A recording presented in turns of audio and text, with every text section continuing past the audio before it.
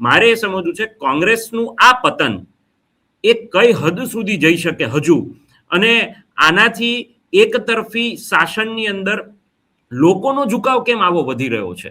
એક તરફી વોટિંગ તો એ આપણે લોકશાહી માટે તો ડેન્જરસ છે ચોક્કસ. એના ફળ, ખરાબ ફળ હવે પણ ઘણા સમયથી મળી રહ્યા છે અને હજુ વધુ મળશે.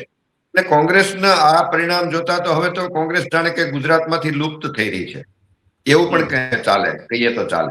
જો હવે હજી પણ એમાંથી જો બહાર ન આવે, કેમ કે કોંગ્રેસ એક તો સૌથી પહેલા તો એનું શીર્ષ નેતૃત્વ વિચારધારાથી ભટકેલું છે. એમની પાસેના જે એજન્ડા છે એ અને જનમાનસના એજન્ડા કે જનમાનસની આશા, અપેક્ષાઓ, અભિલાષાઓ એ બંને સેટ નથી થતા. એટલે દરેક શાસક પક્ષ એટલે કે બીજેપીની સામે અનેક અસંતોષ હોવા છતાં એ મતદાર એને કોંગ્રેસને કે વિરોધ પક્ષને મત દેવા પ્રેરાતો નથી, અથવા તો મત દેવા બહાર નથી નીકળતો. આપણે જોયું મતદાન ઘણું ઓછું હતું જે ગણતરી થઈ.